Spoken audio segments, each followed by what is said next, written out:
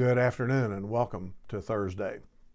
Once in a while, I like to stop for a few minutes and just reflect on things that I've experienced over the recent past, thinking about them, trying to put them in some sort of context in life. It does me good to not only think about them, but sometimes to write about them as well. Well, this is one of those times when I'm writing about things that I've noticed, seen, heard, experienced recently. Some of them are what you might categorize as good. Others may well be placed in the sad or possibly bad category. However, that's a normal thing because, as you know, our lives don't consist of only the good or only the sad or the bad. Life is complicated. Life experiences are complex sometimes. And it does one good, I think, to reflect on them from time to time. So, in no particular order, here are some of my reflections for today. I'm noticing, as I look out, that more women are living on the street nowadays.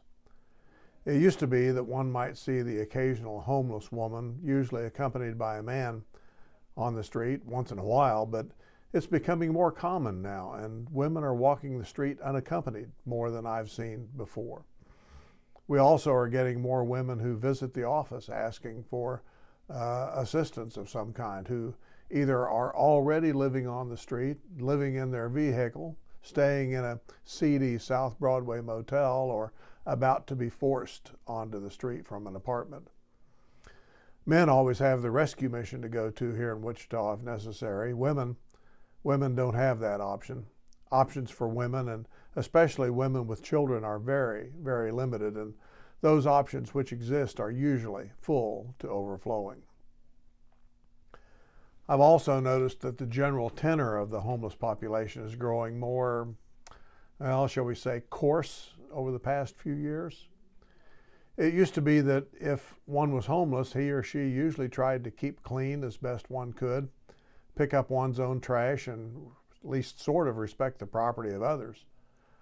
Now, theft among the homeless is more rampant than ever. Vandalism, trashiness have increased, and in general, those we see on the street seem to be of maybe a rougher cut, might be a good way to describe it, than what used to be. The Paxton's Blessing Box, that's a wooden box that we've set outside our building, and we fill it with food and water from time to time. Has in the last few months been vandalized at least 4 times. Each time, the door to the box has been ripped off.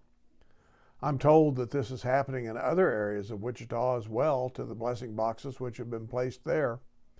And I have to wonder if this is the work of 1 or 2 individuals, or if there's something else going on with that kind of vandalism.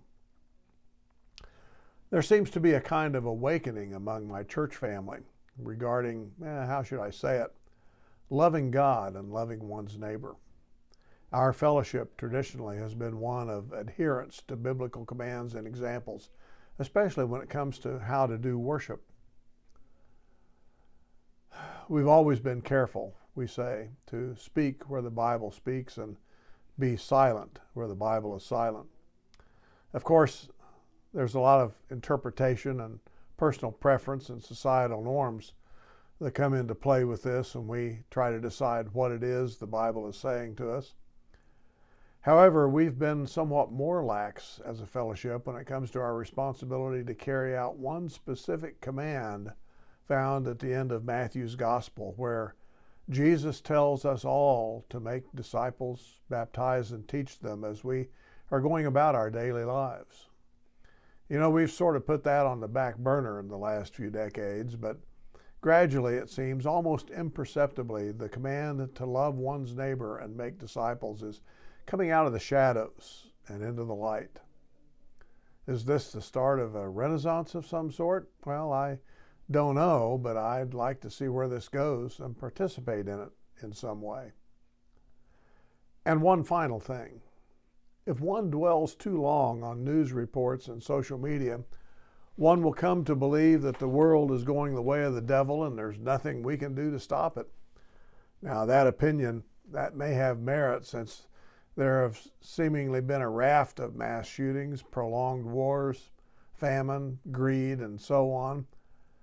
But there also is, if one will just look for it, a lot of good being done by people who are really trying to live out the command of Jesus to love one's neighbor.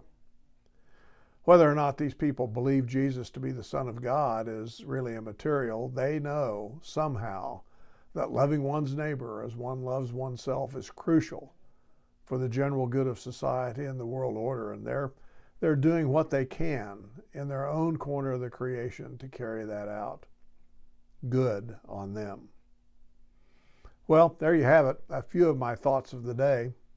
The Advent season is upon us and the end of the year is near. I trust your days ahead will be filled with peace and contentment as you ponder the true meaning of this season. Blessings.